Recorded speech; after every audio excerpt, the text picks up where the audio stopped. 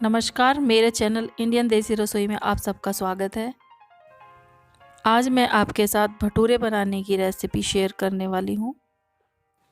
अगर आपसे फूले हुए और सॉफ्ट भटूरे नहीं बनते हैं तो इस वीडियो को देखकर आप आसानी से भटूरे बना पाएंगे जो बहुत ही सॉफ्ट और फूले हुए बने हैं। भटूरे के साथ छोले की सब्ज़ी खाई जाती है और छोले की सब्ज़ी की रेसिपी वाली वीडियो आपके साथ पहले ही शेयर कर चुकी हूँ, जिसका लिंक आपको डिस्क्रिप्शन बॉक्स में मिल जाएगा। भटूरे बनाते समय हमें कुछ बातों का ध्यान रखना होता है जिससे कि भटूरे बहुत ही अच्छे और फूले हुए बनेंगे। स्वादिष्ट भटूरे बनाने के लिए इस वीडियो को अंत तक ज़रूर देखें। तो चलिए भटूरे बनाना शुरू करते हैं। हेलो फ्रेंड्स, हमारे चैनल इंडियन देसी रसोई को सब्सक्राइब करें और बेल आइकन दबाएं हमारी वीडियो सबसे पहले देखने के लिए।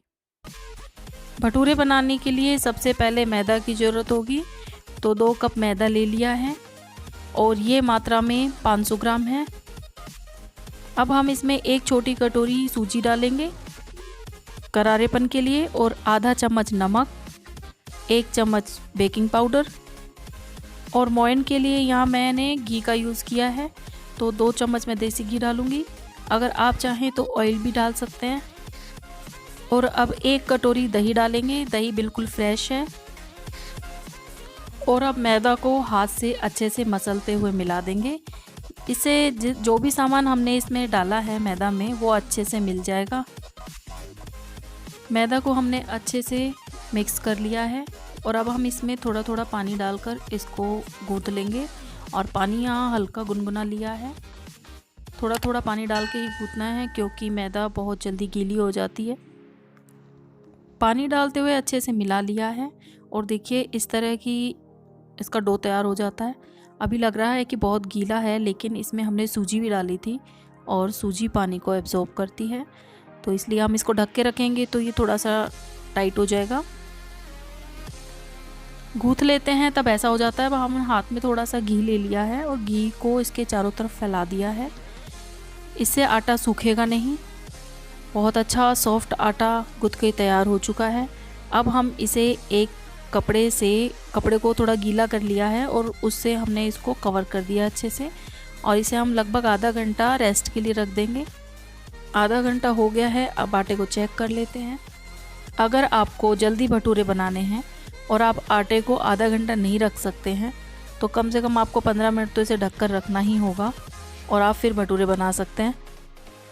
अगर हम आटे को ढककर किसी गर्म जगह पर रखते हैं, मतलब जगह थोड़ी हल्की सी गर्म हो उस जगह पर रखेंगे तो बहुत अच्छा रिजल्ट आता है। अब हम इसकी लोइयाँ तोड़ लेते हैं। लोइयाँ हमने एक जो चपाती बनाते हैं उसके आकार की ली है। इस तरह से हम हाथ में रखकर इसे सॉफ्ट कर लेते हैं, इसके क्रैक्स ख़त्म कर देते हैं और इस तरह से हम सारी लोइयाँ तैयार कर लेते हैं। जो हमने भटूरे का आटा गूँथा है वो 4 लोगों के लिए काफ़ी होता है। सारी लोइयों को हमने तैयार कर लिया है, तो हम हाथ में थोड़ा सा ऑयल ले लेते हैं और इनके ऊपर हम अच्छे से इन्हें चिकना कर देते हैं। इससे इनके ऊपर पपड़ी नहीं जमेगी और ये सॉफ्ट रहेंगे। अब हमने एक चकला ले लिया है, चकले को भी हमने ऑयल से चिकना कर लिया और इसी तरह से हम बेलन पर भी ऑयल लगा लेते हैं। ऑयल हम इसलिए लगा रहे हैं क्योंकि हमें आटे का यूज़ नहीं करना है। और अब हम एक लोई लेते हैं, उसे हम दोबारा से हाथ से अच्छे से रोल कर लेते हैं और इसे इस तरह से रख के बेल लेते हैं। बेलते वक्त हमें सूखे आटे का यूज़ बिल्कुल नहीं करना। सूखे आटे से भटूरे बहुत टाइट बन जाएंगे, इसीलिए हमें इसे इसी तरह बेलना है। भटूरे बेलते वक्त आप भटूरे का गोल या ओवल शेप, कोई भी शेप आप रख सकते हैं और आप हाथ से थपथपा कर भी इसे बड़ा कर सकते हैं। अब हमने एक भटूरा बेल लिया है तो इसे हम अलग कर देते हैं। एक कढ़ाई में रिफाइंड ऑयल गरम कर लिया है और ऑयल भी हमने कुछ ज़्यादा रखा है, इसमें ज़्यादा ही ज़रूरत पड़ती है और कढ़ाई भी चौड़ी ली है और ऑयल बहुत गर्म होना चाहिए। अब देखिए इस तरह से थोड़ा सा दबाते दबाते इसे हम सेक लेते हैं और ये फूलने लग जाता है। भटूरा सीखने में ज़्यादा टाइम नहीं लगता। इसे पलट देंगे और इस तरह से पलटते हुए दोनों तरफ से सेक लेंगे। देखिए कितना फूला हुआ भटूरा बना है। भटूरे को इसी तरह से हल्का दबाते हुए सेक लेना है, इसे तल लेना है। अब भटूरा दोनों तरफ से अच्छे से सेक चुका है तो इसे हम निकाल लेते हैं। इसी तरह से अब हम दूसरा भटूरा तैयार कर लेते हैं, बेल लेते हैं।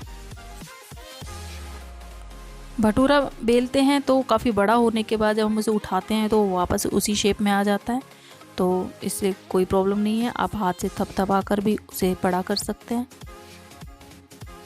अब इसी तरह से दूसरा भटूरा तैयार है। चलिए इसे तल लेते हैं। तेल बहुत अच्छे से गर्म हो चुका है।